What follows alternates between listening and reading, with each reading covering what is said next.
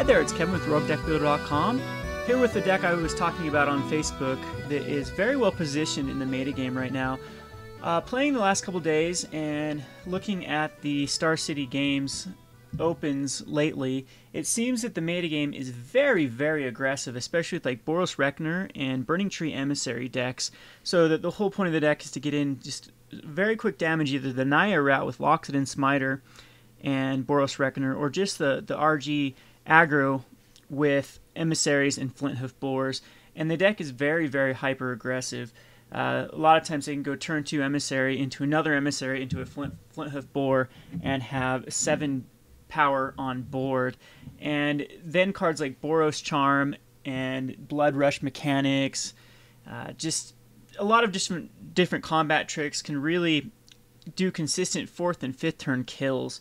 And so you really need a deck that can weather the storm, I guess you would say, and stabilize. And once you stabilize, it's pretty much game. Even though those decks with a well-positioned Boros Charm have still come out of nowhere and killed me for like 26 damage before. But this deck seems to be doing very well against the decks.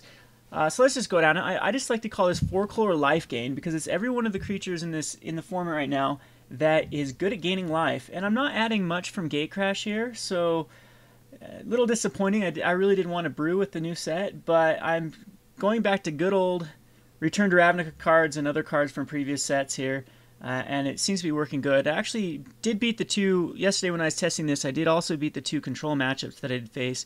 I faced an Esper control and a Bant control and had no problems taking them out, as well as this deck is very resilient to board sweeps and can come back out of nowhere. So I'll just go down the list here. I'm playing 25 lands of different colors. I'm still trying to tweak this out to work perfectly.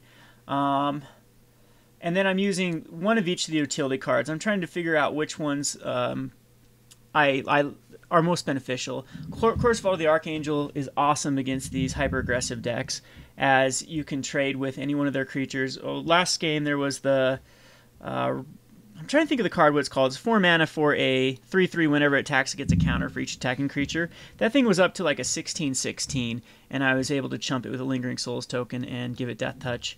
And yeah. Then we have Kessig Wolfrun. This is good against the control matchups, and also it's a great target for Rock's Faithmender late game. Gained a lot of life. Gavany Township I do like. It can win those kind of mirror races where your guys just get bigger than their guys. So onto the control that I'm running. I'm running 2 Sever the Bloodlines, Amazing versus Boros Reckoner, and Amazing versus a lot of these decks are running 4 copies of everything. So this can 2 for 1 and end up being like a 4 for 1 late game, and you flash it back quite frequently. And Exile is amazing. You do find like String Root Geist every once in a while and other graveyard recursion type stuff. So Exile is a must. Then Abrupt Decay. Abrupt Decay is amazing in this format right now. Loxodon Smiter and Boros Reckoner are real things, and it kills both of them. Also kills Flinthoof Boar, also instant speed against Dreg Mangler. Very good card. So I'm running just 2 Severs, 2 Abrupts, and I've got another one of each in the sideboard, as well as 2 Dreadboars that act as kind of utility against Planeswalkers and other problematic creatures like Olivia. So then we got just the life gainers. We got the Huntmaster. We got the Centaur Healer, only running 3 of. We got a 1 of Turstani, she's great versus the Mirror and Control. 3 of Thragtusk because 4 is just too much at the 5 curve. 2 Disciple Boluses, which are amazing to fill back up your hand. And then we have Rock's Faithmender as other life gain, and you gain twice as much life whenever you gain life, which is amazing in this deck. This deck completely shuts down the burn decks. Then everything interacts well with Restoration Angel, so I included 4 of her.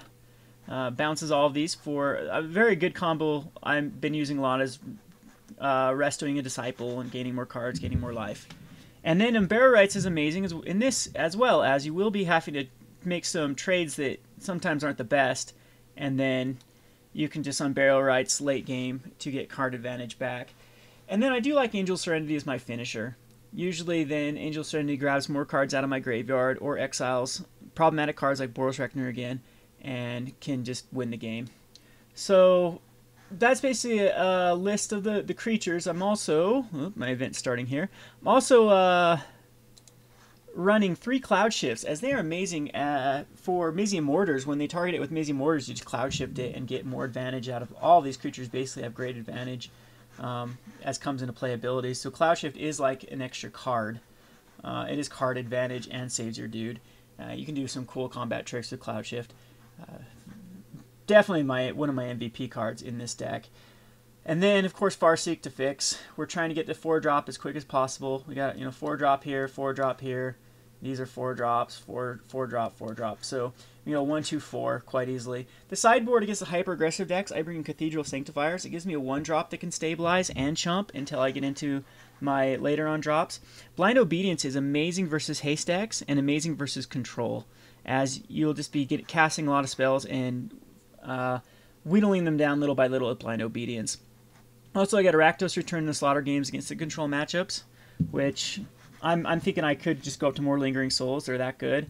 And then the Lingering Souls, again, are great versus certain aggro decks that you just need chump blockers, and also against those hyper-aggressive decks. Well, it looks like my event is starting, so that's just a gist of the rundown. I was, I believe, 8-2 in my test decks yesterday with this, and the 2 losses were basically because of horrible mana screw, not being able to get a 4th drop out, having the wrong color combinations. So I did win a 8-man tournament yesterday, and I actually did win it with Huntmasters in my deck, and I forgot to put in the red sources, because I forgot last minute and I switched out Vampire Nighthawks for Huntmasters.